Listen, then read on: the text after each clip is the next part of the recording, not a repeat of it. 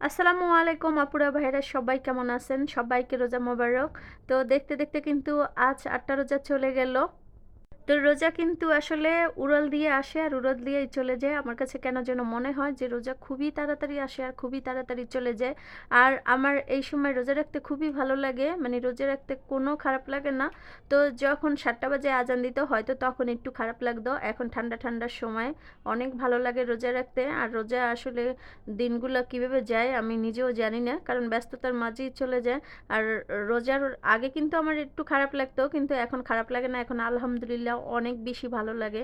আর রোজা রাখতে তো অনেক বেশি ভালো লাগে। আজকে কিন্তু সবাইকে ইফতারির দাওয়াত দিছিলাম। বাস্তি ভাবিরা সবাই আসছে। আর ওরা আজকে ইফতারি করবে ফালুদা দিয়া। আর তো অনেক কিছু আছে, ভাজা পোড়া আছে। তবে প্রতিদিন যদি ভাজা পোড়ার পাশাপাশি যদি ফালুদা দিয়ে ইফতারি করা যায় তাহলে কিন্তু রোজাটা আরও বেশি ভালো লাগে।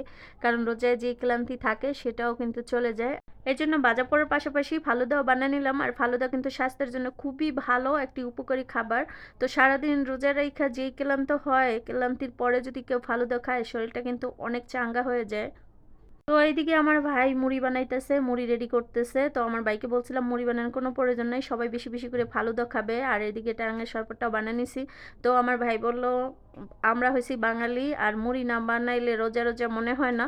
তো আসলে এই ইফতারির টাইমে কিন্তু যত কিছুই হোক না কেন মুড়িটা মাখাইতেই হবে। তো এইদিকে আজান দিয়ে দিছে, আমার ভাই আগেই শরবত খেয়ে নিছে। আর ওর ফল খাওয়া দেখে আমি ওর জিজ্ঞেস করলাম, কিরে রোজায় কি তোরে জেটটা ধরে রাখছে? আজকে কাউরে রোজায় ধরে নাই, তোরই ধরছে? তো ও বললো যে কথা বলিস না আপা, আমি একটু বেশি বেশি করে খায় নেই। তো আমি বললাম যে ঠিক আছে, তাই তোর সাথে আর কোনো কথাই বলবো না, তুই খা আর আমি মুড়ি খাই। তো মুড়ি মাখানোটা আমার কাছে খুবই ভালো লাগে, কিন্তু আমি বেশি খেতে পারি না। আর কেন মুড়ি মাখানোটা আমি খেতে পারি না তা আমি জানি না। তো আমি ভাবলাম যে আমি আগে ফালুদাই খাবো।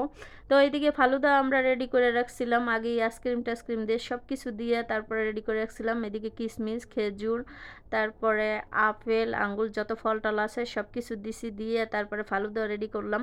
তো এইদিকে ফালুদা রেডি করতে করতে সবাই নামাজের টাইম চলে আসছে। আর সবাই বললো যে নামাজ পড়ে এসে তারপরে ফালুদা খাবো। তো ভাই ভাবিকে বললাম যে নামাজের অনেক টাইম আছে, তোমরা একটু ফালুদা খেয়ে যাও। তো ওরা বললো যে না, নামাজ পড়ে এসে ফালুদা খেলে খুবই ভালো লাগবে। তো এই জন্য আমরা তাড়াহুড়ো করে আমার ভাই আর আমি ফালুদা রেডি করতেছি। তো ফালুদা রেডি করার জন্য বলে হয়েছিল না, কারণ যখন ফল ফ্রুটগুলো ডালছি তখন কিন্তু একেবারে বল ভরে গেছে। তারপরে বড় একটা পাতিল নিয়ে আসি, আর পাতিলের ভিতরে ফালুদার ডাইলে তারপরে সব কিছু আমরা মিশিয়ে নিতেছিলাম, ফল ফ্রুট সব। আর এইদিকে জেলিগুলো বানাই আমি ফ্রিজে রাখছিলাম। তো জেলিগুলো কিন্তু একেবারে জমে গেছে, খুব সুন্দর করে পিস পিস করে কাইটে তারপর সবার বাটিতে বাটিতে দিলাম।